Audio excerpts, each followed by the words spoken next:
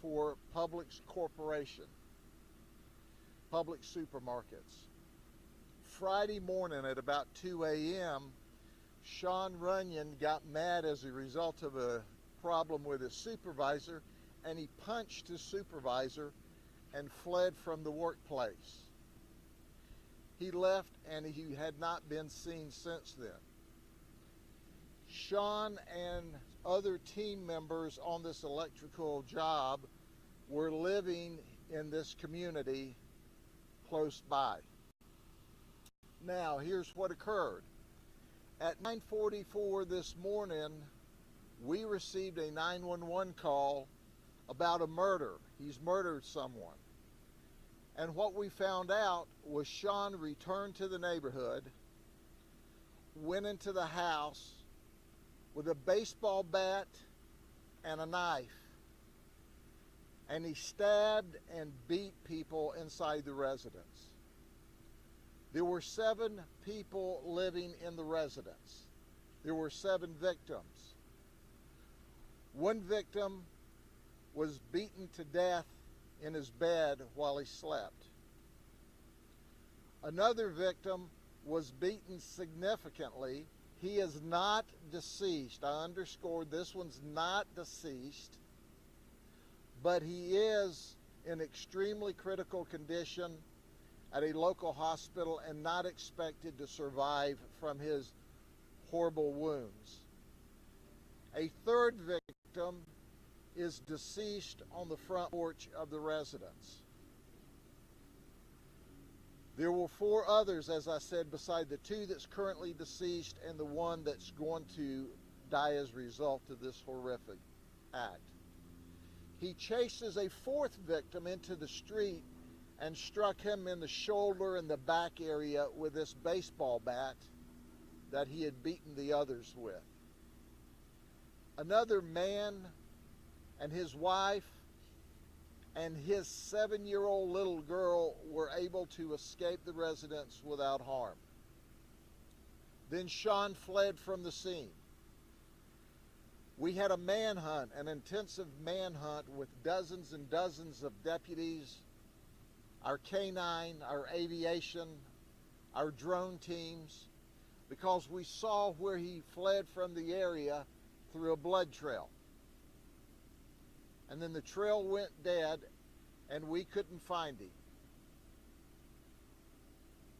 About an hour and a half, maybe 2 hours later, he shows up at a house in Lake Wells, Florida, with blood on himself and tells the people, "I've been raped."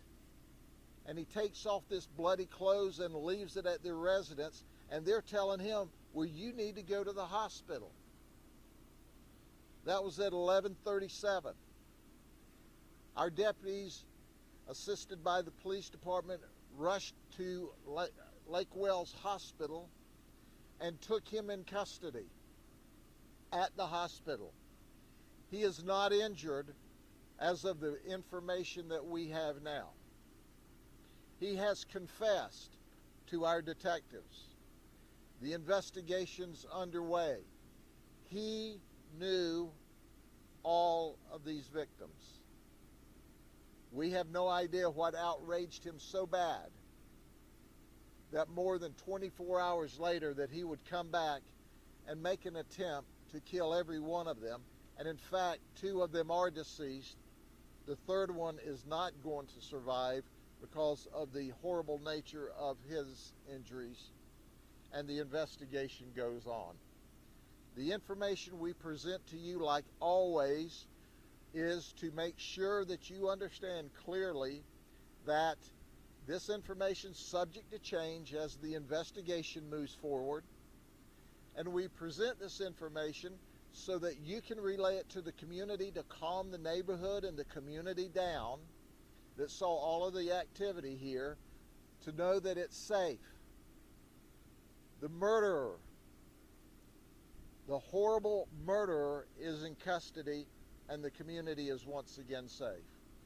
Are there any questions? Can you spell his social last name for us? S-H-U-N-R-U-N-Y-O-N. Sheriff, were all the people in this house, were these his co-workers? These, at this point, my understanding is these were his co-workers and or the co-workers' families. And they were all living and staying in this one home? They were all staying in this. This is a multi-bedroom home, and the electric company was renting it to house them while they were working at Publix Corporation over at Lakeland. And one of the people, was it the supervisor that was living here? He punched. The supervisor was living here. The supervisor is one of the people involved. Where are the 4 others? You said there were 7 in total. They're still here. No danger to the public or anything? No danger to the public, and that's why it's important to communicate with you quickly, especially when you see the police presence, the law enforcement, the sheriff's deputies that were here.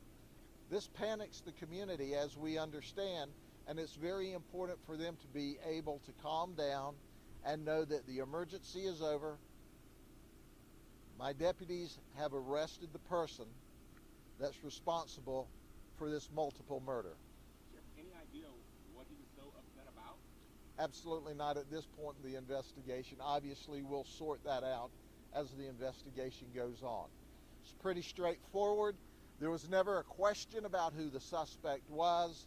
The question we had to deal with was, where did he flee to? It was the understanding of the boss in Pennsylvania that he was going back to Pennsylvania yesterday. So the boss was surprised to find out that he was not only here, but he was here murdering his co-workers this morning. So is he a resident of Pennsylvania? We don't know where he's a resident of. The company, the electrical company that had the contract to work with Publix, was out of Pennsylvania. So the boss, as I understand, is in Pennsylvania. Detectives have been in contact with him, and he's been totally cooperative. Do you have any idea why he fled to Lake Wales? Is that just random?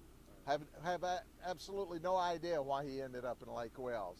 He showed up at a random house on a quiet street in Lake Wales, bloody, telling the people he was raped. Took those clothes off, threw them down. They told him, well, you need to go to the hospital. And that's what he did. And that's where we found him.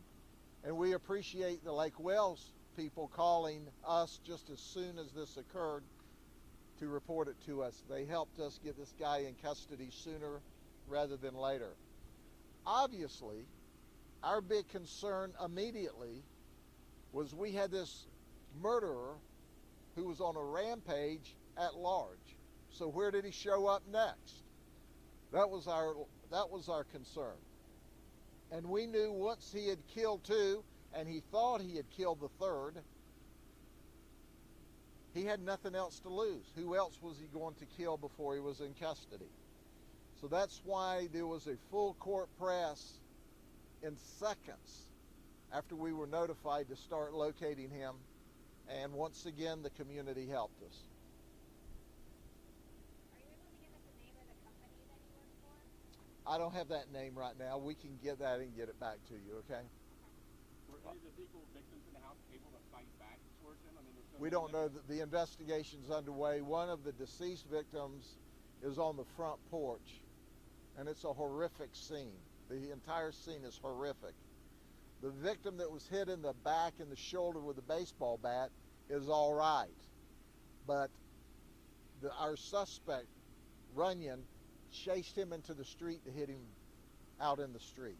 Does he have any priors? Do you guys know? Yes, he does have criminal history, and the last time he was arrested, it was a violent arrest dealing with strangulation in Pennsylvania. Okay? Thank you very much. Take care. Have a good day.